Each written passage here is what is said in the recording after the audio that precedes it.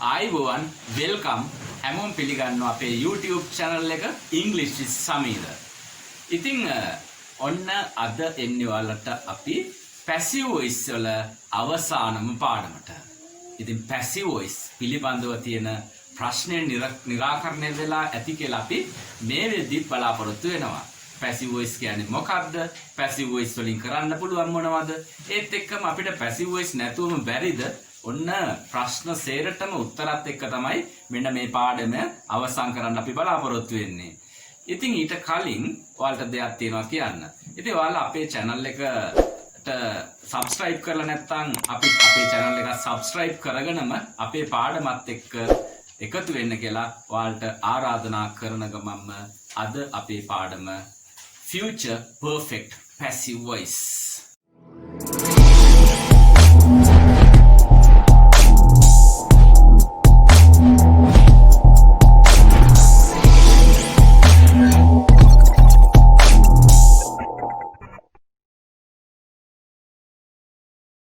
Future perfect tense එක භාවිතා කරලා අපිට මෙන්න මේ වගේ අදහසක් කියන්න පුළුවන්. Something will have been done by somebody.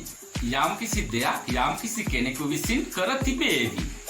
යමෙක් යමක් කරලා තියේවි.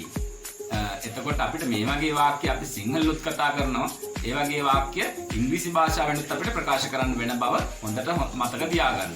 ඉතින් මේ වාක්‍ය අපි මුලින් active voice එකේදී කතා කරේ මෙන්න මේ උදාහරණය මුලට අරගෙන the teacher will have explained the lesson. The teacher will have explained the lesson. ඔය විදිහට තමයි අපි active voice කරේ. ගුරුතුමා මුලට ඉන්නවා. එතකොට ක්‍රියාව කරන පුද්ගලයා මුල වාක්‍යයේ.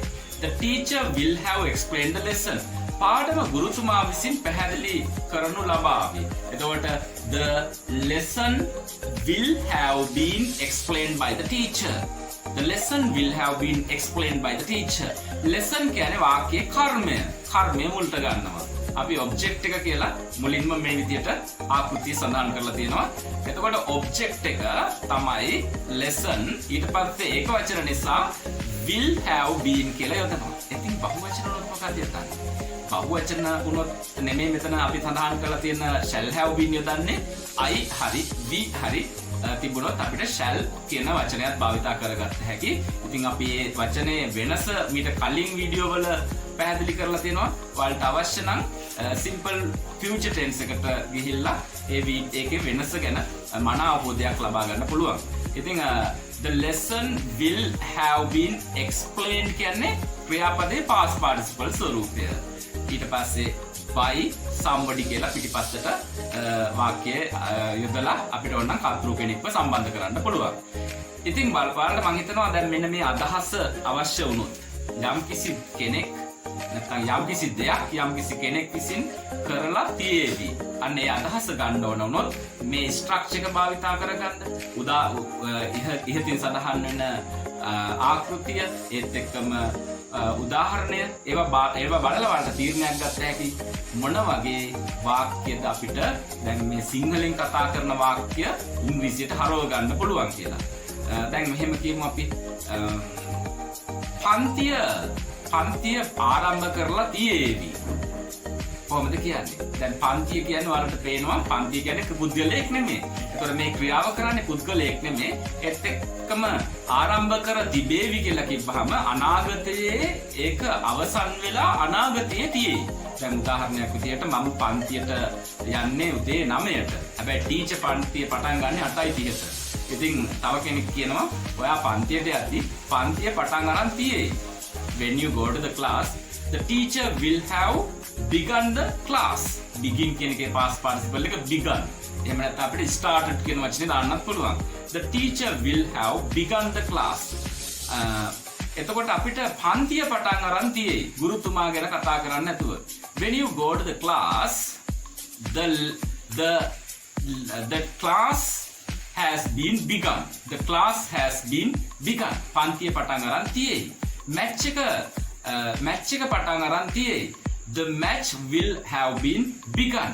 The match will have been begun. match එකෙන් දිනලා තියෙයි. The match will have been won. The match will have been won. match එකෙන් ශ්‍රී ලංකාව දිනලා තියෙයි. The match will have been won by Sri Lanka. match එක wicket 7කින් දිනලා තියෙයි. The match will have been won by 7 wickets. The match will have been won by 7 wickets. ක්‍රීඩාංගණය අලුත් වැඩියා කරලා තියෙයි. ක්‍රීඩාංගණය නැත්නම් අපි ගොඩ නගනවා කියන වචනේ ගමු construct කියන වචනේ. 2025 වෙන විට ක්‍රීඩාංගණය ගොඩ නගලා තියෙයි. The stadium will have been constructed by 2025. The stadium will have been constructed by 2025. 2025 වෙන විට ක්‍රීඩාංගණය ගොඩ නගලා තියෙයි. එතකොට අපි කියමු රථ වාහන පාලනය කරලා තියෙයි. The traffic will have been controlled. The traffic will have been controlled. අපි තව වාක්‍යයක් ගමු. අපිව ඉන්ටර්නෙට් මගින් පාලනය කරලා තියෙවි අනාගතයේදී. We will have been controlled by internet in near future.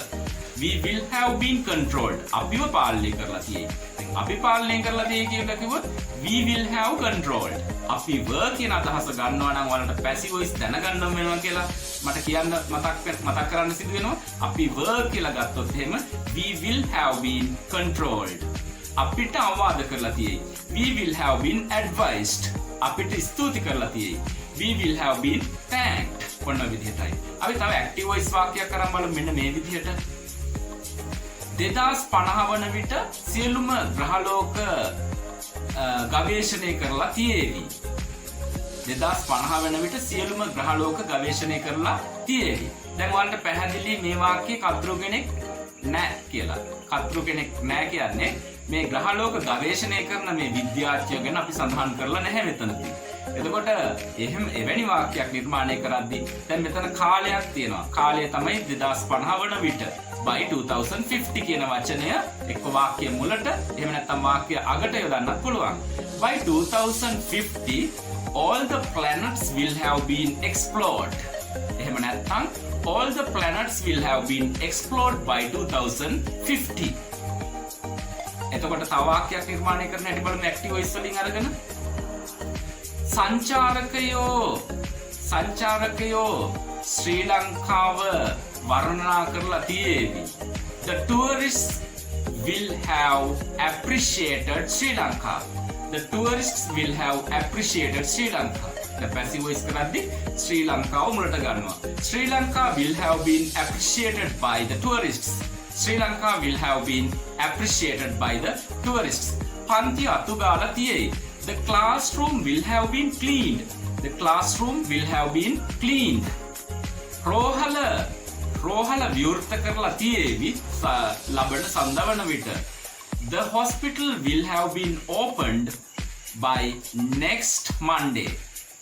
The hospital will have been opened by next Monday. ලබන සඳවන විට කියද්දී අපි by next Monday. ඔබව තරගය සඳහා තෝරාගෙන තියෙවි. You will have been selected for the competition.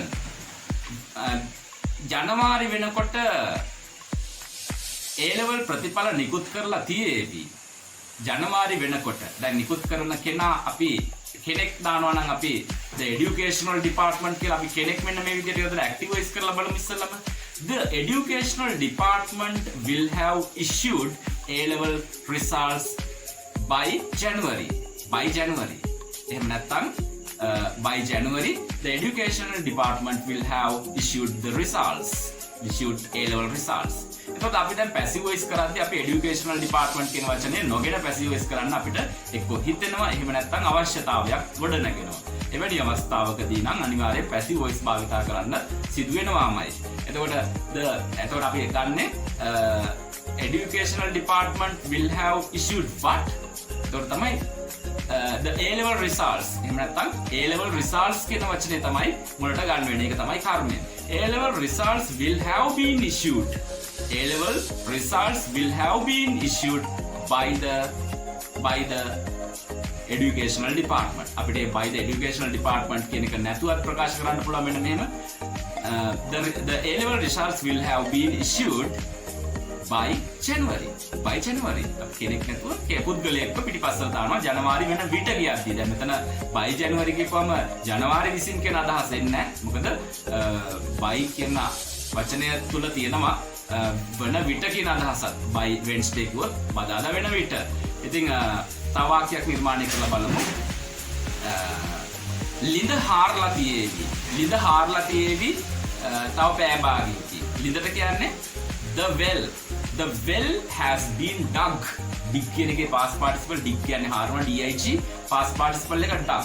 The well will have been dug within 30 minutes. නැත්නම් within half an hour. within half an hours. පෑ භාගයකින්. අපි මෙහෙම කියමු. රෝගියාව තව ටිකකින් රෝහලට ඇතුළත් කර තිබේවි. රෝගියා නම් the patient will have been admitted to the hospital within a few moment. නැත්නම් in a few minutes time. අපිට ටික වෙලාවකින් කියද්දි for a while කියන්නත් පුළුවන්, in a few minutes කියන්නත් පුළුවන්, in a few moment, in a moment කියන්නත් පුළුවන්. moment moment කියන්නේ මොහොතක් කියන අදහසයි දෙන්නේ. අපි කියමු මෙහෙම. 2030 වන විට කමල්ට උපාධියක් ලැබිලා තියෙවි. by 2030 Kamal will have been received. කමල්ට ලැබිලා තියෙවි. Kamal will have been received a degree. Kamal will have been received a degree. එතකොට රූපවාහිනිය ප්‍රතිසංස්කරණය කරලා නැත්නම් රිපෙයාර් කරලා තියෙවි ලබන සඳ වෙනකොට. The television will have been repaired by next Monday. ඉතින් තව වාක්‍යයක් අපි active voice වාක්‍යයක් මම ඔයාලට දෙන්නම් කොහොමද passive voice කරන්න කියලා මම කල්පනා කරලා බලන්න. මෙහෙම කියනවා මගේ අම්මා my mother will have washed my clothes. අම්මා මගේ රෙදි ටික හොදලා තියේ. අපි අනාගතයක් ගැන කල්පනා කරනවා. My mother will have washed my clothes. එතකොට සෝදලා තියෙන්නේ මොනවද? my clothes. My clothes will have been washed by my mother. My clothes will have been washed by my mother. අපි තව වාක්‍යයක් අරගෙන බලමු මෙන්න මෙහෙම. අපේ රටේ මිනිස්සු the people in our country. The people in our country. අපේ රටේ මිනිස්සු ඇත්ත අවබෝධ කරගෙන තියෙවි තව අවුරුදු 10කින්. The people in our country will have realized the truth. අවබෝධ කරගන්නවට අපි කියනවා REALIZED realized past tense past participle කරපුවම realized වෙන්නේ. The people in our country will have realized the truth. එතකොට ඇත්ත තමයි මෙතන passive voice කරද්දි මුලට ගන්න වෙන්නේ. The truth will have been realized by the truth will have been realized by the people in our country. The truth will have been realized by the people in our country. ඉතින් පාඩම අවසන් කරන්නයි ඕනේ යන්නේ.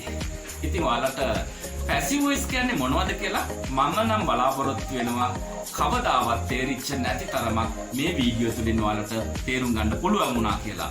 ඒකට හේතුව තමයි මේ වගේ ආකෘති, මේ වගේ meanings, ඒ වගේම මේ වගේ උදාහරණ ඔයාලට එදිනෙදා භාවිතා වෙන එවැනි ගොඩාක් දේවල් අපිට ඔයාලට මේ වීඩියෝ තුලින් දෙන්නට පුළුවන් වුණා.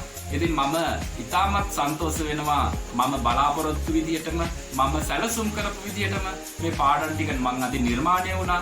ඒ වගේම ඔයාලගේ දැනුමත් ගොඩක් දුරට වර්ධනය වෙලා ඔයාලගේ මේ passive voice ප්‍රශ්නය විසඳිලා ඇති කියලා අපි බලාපොරොත්තු වෙනවා. හැබැයි අපි passive voice ප්‍රශ්නය විසඳුණාට අපි තවමත් නිකන් ඉන්නේ නැහැ. මේ passive voice පාඩම අවසන් කරන්නේ නැහැ. ඊට හේතුව තමයි අපි passive voice පාඩමේ ඊළඟ කොටස තමයි අපි කතා කරන්න බලාපොරොත්තු වෙනවා question form කරන්නේ කොහොමද මේ වාක්‍ය, negative form කරන්නේ කොහොමද, negative question form, එහෙම නැත්නම් ප්‍රශ්නාර්ථය, නැති අනාර්ථය සහ නැති අනාර්ථයෙන් ප්‍රශ්නාර්ථය. අන්න ඒ කොටස විතරයි අපිට සාකච්ඡා කරන්න තව ඇත්තටම ඉතුරු වෙලා තියෙන්නේ.